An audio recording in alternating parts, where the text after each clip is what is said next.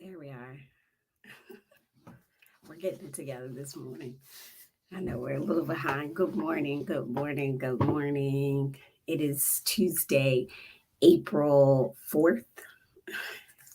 April 4th. I'm Jackie Glass, Mama, Navy vet, certified doer, and the laced up legislator for the House of Delegates 89th District. So grateful to be here with you all this morning. This is the morning dew for certified doers. That's because that's what we do. We get up and get at it. Good morning, certified doers. Getting into work. If you're joining us on Facebook, on LinkedIn, on YouTube, or on Instagram or Twitter, we're starting to get it together where we're all the spaces and places. Good morning. As you all know, the Morning Dew with Certified Doers is just for you. It's for us. We will talk about current events, politics, all the things and in between. If you have any questions or comments, please do not hesitate to put them in the chat. Good morning, Mr. Little. Good morning. Good morning. As you guys know, we did add Instagram. So when you see me over here, that's because we're doing the thing. We're making sure we're reaching all the places. Let me go ahead and start off by saying some of the things we have this week that I would love to see you all interface with. We'll be having our first town hall for redistricting.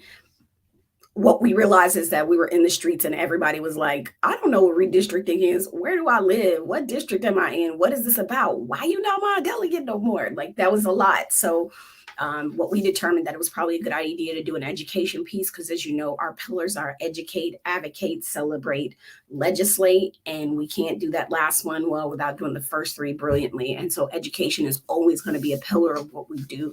We'll be having 4 redistricting webinars, one starting this Thursday. The first one is at Jordan Newby Library. That is off of Princess Anne Road near Richard Bowling, near the Kroc Center area. So for those of you guys who are able to make it there, it'll be at, I want to say this one starts at 5. I'm not going to lie, 5, it's either 5:30 or 5:45. Let me double check. I don't want to tell no fibs. I'm holding a lot this morning. Where are events? All of them are tomorrow at 5 at Jordan Newby Library. 5. All right, so we'll go through all the things, and maybe you're familiar or not. We ask that you spread the word. Just let folks know that we're doing that.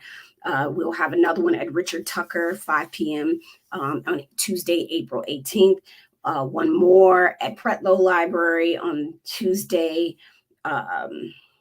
April 25th at 5:30, and then we'll have a virtual online one the first Saturday in May. And I think we have it for 10 o'clock, but we may be shifting that time down a little bit because I just realized I had something else going on that day and we want to make it happen. Please feel free to drop anything in the chat. We've got a couple different things today that I feel are super important to talk about. Starting with, I've been on Doers these past couple days, just getting signatures. And I think tomorrow will be the last day. And then I got to hand the due date is Thursday. So I'll be handing everything in. If you haven't already signed our petition, go ahead and drop me a line because I'll come to you. I'm just trying to make sure we're good. I'll come to you and get the our petition signed. But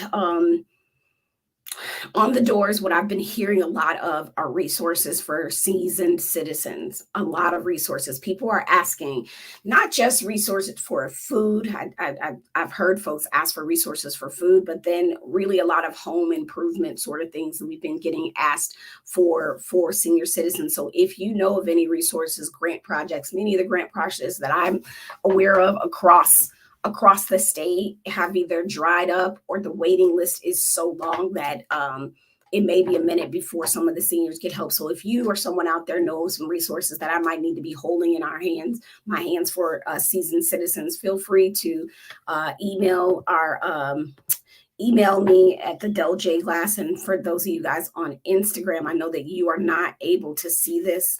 I'm going to go ahead and get our ticker going. You're not able to see this as we've sort of got a line scrolling, but it's you can go to delegatejackieglass.com. Just drop us a line. Let us know any resources you might know specifically with home improvement. And I'm realizing they do not want to be left behind. We are not trying to leave anyone behind, but I get it. I get the sentiment. It's real. It's valid. Yes. Thank you, Cheryl. Please come to me today. Even if I'm not, yeah, come. Yes, please. I appreciate you. I appreciate you. This, I believe on some lives a bit ago, we talked a little bit about higher education. If there's something else on your mind, something else that is really important to you, please go ahead and drop it in the chat. I'm going to start with the higher education piece, go to policing, and then talk about the so what, now what for us in this, right? I've said this to you all before that I firmly believe, just from the things that we've seen at the state level with some of the boards of visitors, and how I know that many of my colleagues and people that I've interfaced with over the years have said, I didn't realize how biased I was until I got to college and my mind sort of opened up. College is a place where, you can find all kinds of people and see all kinds of people and get out of your own backyard. There is a concerted effort right now to do some people placing on boards of visitors. Now, we talked about that on the last live, so I encourage you, if you're not sure what the board of visitors are for colleges, that's an important piece, because we talked about boards, commissions, and authorities as well, and getting people understanding what boards, commissions, and authorities are too. If we watch Virginia, I sort of have been paying attention to what's happening in Florida, because the steps that are happening in Florida tend to show themselves in Virginia, whether it is in a little bit of a different way. But they show themselves. Good morning, Miss Janice. Good morning. How are you? But they tend to show themselves. And so whether it's the book situation, it is anti-LGBTQ plus legislation or policies, we're following what our executive branch has chosen to do on all fronts, whether it's education, rights, or anything. They take a step right behind Florida. We're like a half step behind Florida. It gets trialed in Florida, and then our governor sort of is like, let's test this out here, or our state agencies, right? The folks that have been appointed, because don't forget that there are appointments that are done at the state agency level by the governor, the executive branch. I need y'all to understand that. That's why that matters when services and things get wonky. A lot of times, everybody from the Secretary of Labor, people like that, are appointed, right, by the respective governor. So there is a House bill in Florida that has me concerned that probably will come to Virginia. I'm just keeping a heads up, right? And I tell you why I'm following Florida. House Bill 999. And what that is saying that it bans higher institutions from being able to financially support any school organization that's House bill that is in Florida. So again, for those of you guys just joining us, I'm talking about what I've noticed is a trend of when Florida does something, we sort of trickle our way behind them in whatever that particular thing is, right? We tend to stay, as my husband likes to say, a step to the rear, a step to the rear on the left. So in Florida, House Bill 999, right? What this bill does is it bans financial support to any program or campus activities that expose or that promote diversity, equity, inclusion, or CRT, but it doesn't define what that is, and we all know what that whistle is for. It forbids state schools from using DEI, or diversity, equity, and inclusion, in hiring, in promotion, in tenure. And you'll see in Florida, a lot of the Divine Nine are really worried because many of the Black organizations exist because there was a lack of inclusion. So like when we say that these things that we're allowing to give other spaces, other folks in other spaces a place, and we see how they're taking that away and saying that we cannot publicly fund them, or the public institutions cannot financially support them. That is a lie. It is, and as Shar says on Facebook, that is aimed at that is aimed at the Greek letter organization. The interesting part is this is a playback to, I don't know if you know, when many of the schools, this is how abortion became an issue, when many schools were told, hey, if you don't desegregate, right, if you don't integrate, then we're going to take your public funding. So we're just taking that step and going to walking our way towards, and again, this has not happened in Virginia, but I am trying to make sure that we are aware of what's going on in the country and how it cues into us. This is just another instance where I felt like, or what we've seen, that the executive branch of a state, and this is why our state legislators are going to be so important, you all. This is a huge election year where all of the seats are up, and over the past couple of days, and I don't suspect that everybody pays attention to all the things that are going on at the state level, but we've been losing a lot of seasoned legislators, right? And I don't know any way to put this. I've looked at some of the retirements on the Republican side and said, wow, those people are pretty sensible, like ones that you could have a conversation with, and you just don't know what we're going to get. And that's also unsettling. We just don't know what we're going to get in some of these districts that lean heavily to the right. Are these going to be people that we'll be able to work with? We just don't know. There's a lot of institutional knowledge, and to be quite honest, when we talk about how committees are made and how the floor operates, it makes a huge difference. So it's going to be really imperative that we do our part. I am in a safe district, which means I need to do my part in other places to ensure, I need to make sure that I'm on a ballot, but do our part in other places to make sure folks are elected. So double speak, right? Paying attention to what's happening in Florida. You said that's, let's see, collect.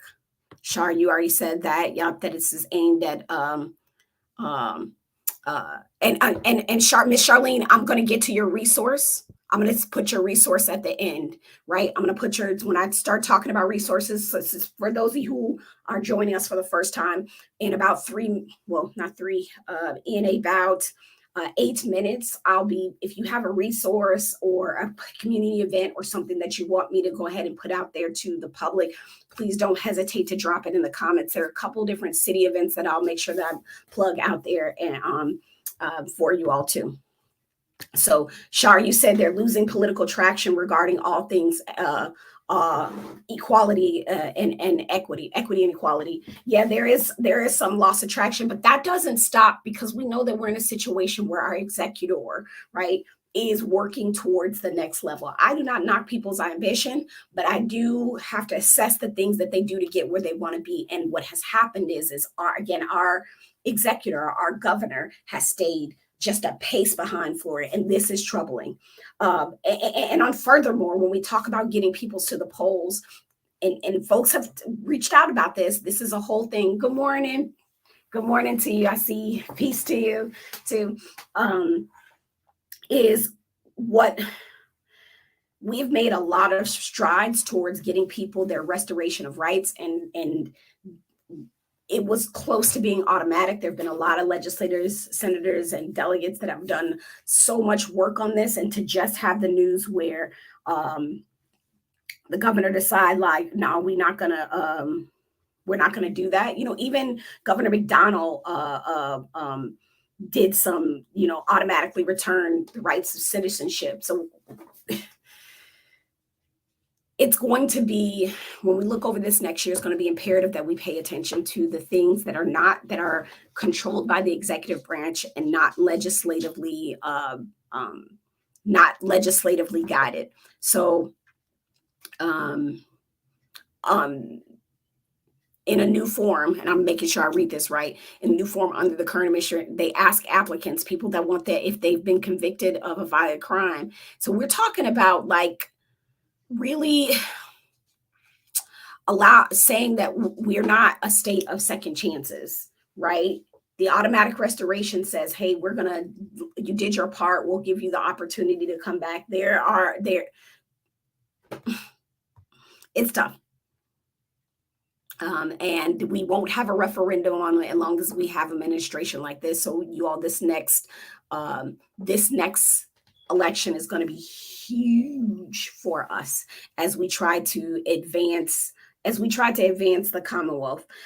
With regards to the DE&I, and I don't want to rile you up over it, but remember that there are certain things that are within to the power. Is there linked to the new form, or is it still in draft? Let me look, because I was just making sure. Oops. It's me trying to get it together. My apologies. Is there a link to the new form? Good morning. So the new form, hold on, let me make sure I'm looking here. Said that the Virginia and Kentucky. So we are like Kentucky, just looking at on the path that we're on. We're permanently trying to keep we are trying to right now, just with what the not doing any rights restorations right now. Our governor's deciding to do that. We're on the path of being a lot like Kentucky. Where are they located? Sunshine Lady, where are they located? Oh, I'm sorry. Let me know what exactly you're talking about, where they're located. So our Secretary of the Commonwealth said that every applicant should be considered individually and required by the Constitution under the Supreme Court. It's fine, but there has never been a legal challenge to gubernatorial restoration, and this guy is choosing to say nah. Part of that I can hypothesize and say, hey, there's a certain brand of people that get out, right? There's a certain band of people that are second chance. Our criminal justice system has bias, and has a bias towards a particular brand of people. And so the restoration, especially gubernatorial restoration of rights, has been really important. And the problem that we have with this executive branch, y'all, with this, among other things, is that we came off the top rope in the beginning with these executive orders, but have been not transparent about anything else, especially when it comes to this restoration of rights. Let me see if I can find the new letter. Yeah. Let me see if I can find what it is. But in order to make this a thing, you guys, we have to get it on the ballot. And let me tell you something, that we have to have a referendum. And there are people on both sides of the aisle that want automatic restoration, period. Like, it's just, again, whose butts are in those seats that are willing to take that step. Let me see what you said here, Ms. Shar. Oh, yeah, Ms. Shar, I can come to your place. Just text me your information. I can do that. I can do that. Is there, yeah.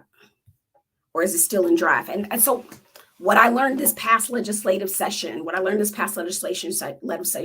is, when something comes out of the executive branch, I immediately reach out to their people and say, give me details off top.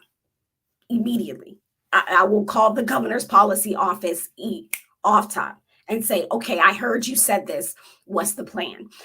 I've had anything from just a PowerPoint sent to me to we're just working on the details. And as a legislator, like, I get that sometimes I'm doing things at the speed of now, but not things that are affecting the entire Commonwealth. I'm talking about putting on a redistricting webinar, not restoring people's rights, not providing funding to police, like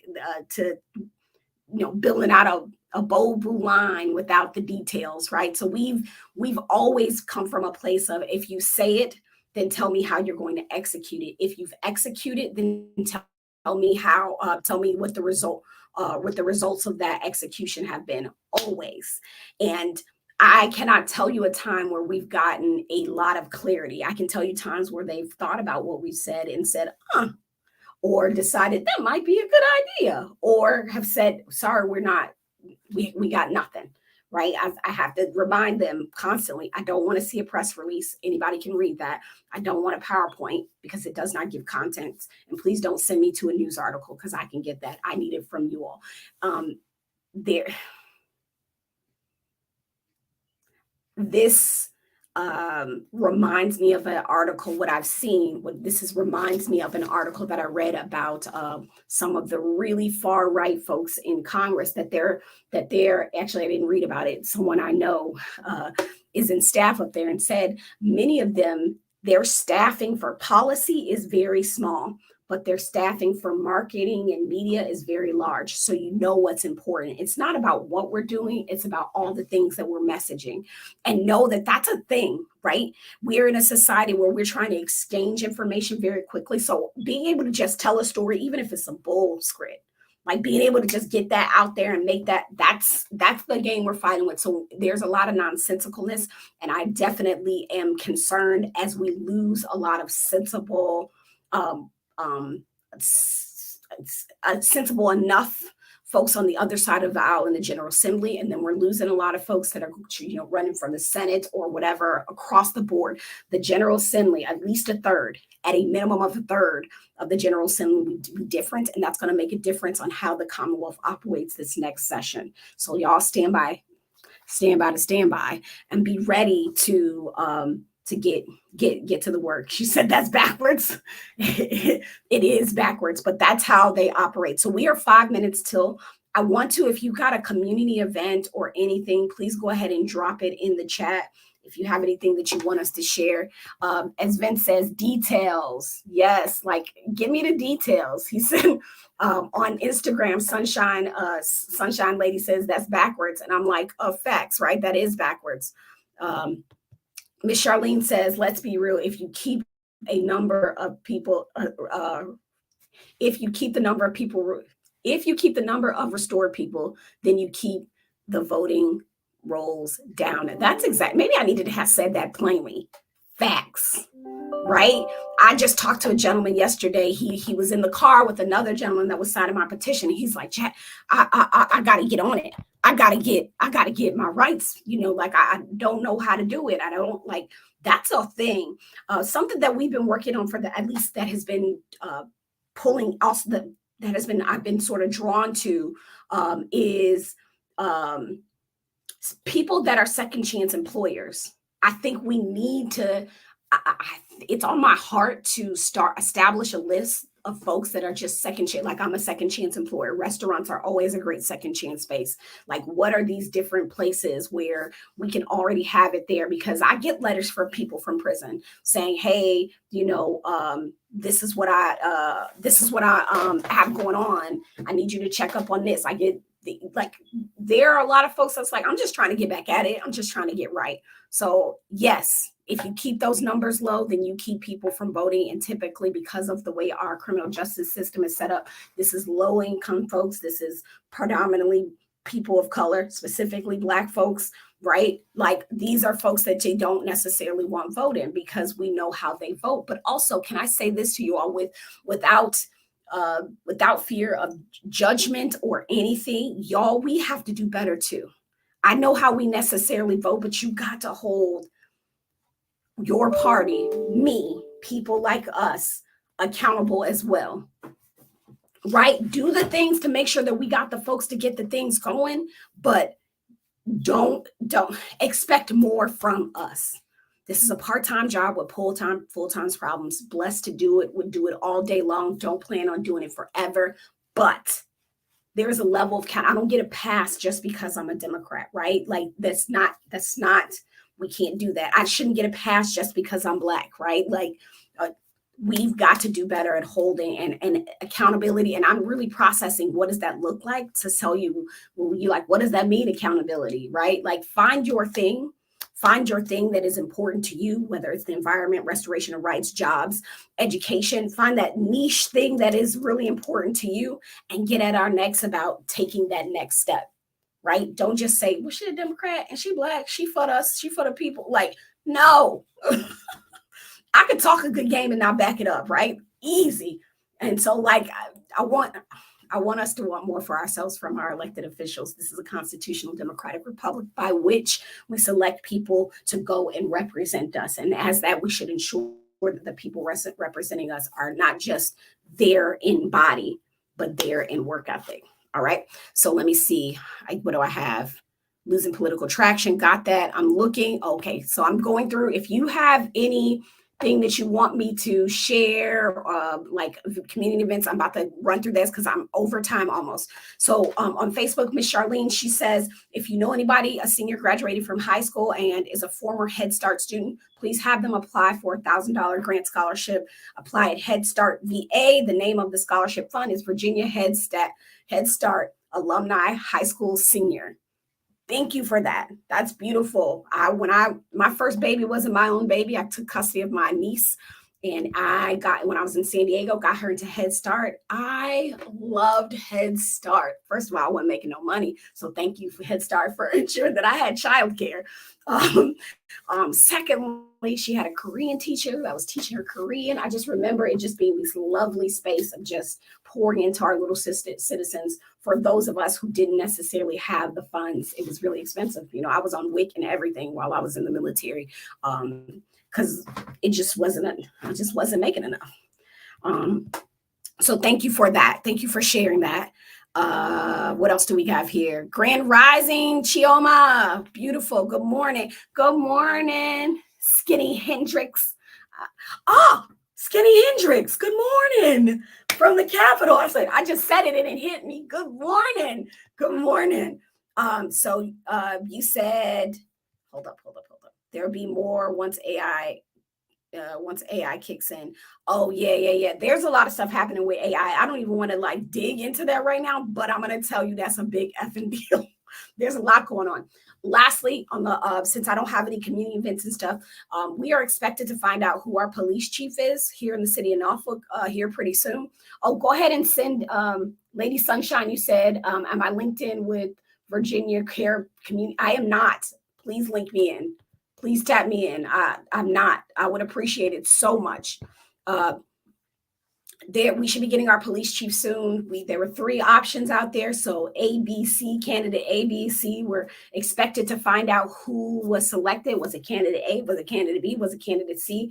While we work through, we are still, things that are important to how we do things legislatively for me is having a good relationship with our local chief and what they're doing, because a lot of the legislation I do or pieces of it deal a lot with youth and violence. So I'm excited to see who we'll be working with as time passes here in the city of Norfolk. Hopefully we'll have a planner here pretty soon too, as we work towards the housing piece. Secondly, so I said police chief, there's going to be a budget, and let me make sure I will do it on Thursday, but I know that the budget hearings, I think, are April 19th. That's what I want to say. April 19th, the city is going to be debriefing their budget. Here's why that's important, why I'm saying that at the state level. Here we go, right? Y'all know we are a Dillon Rule state. I've explained this, right? Dillon Rule state says localities can't do anything without the permission of the state government. So sometimes y'all be mad at the locality and they be like, yo, we can't even do that because y'all at the state level got to give us permission. Also, funding is a piece.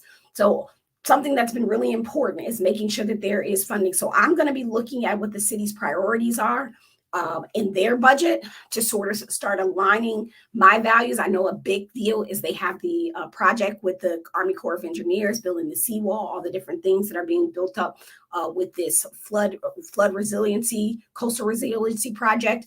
I know that's a huge piece, but I'm also looking at where else, because the money tells you what we value. Y'all know this, the budget always wins. If the budget says that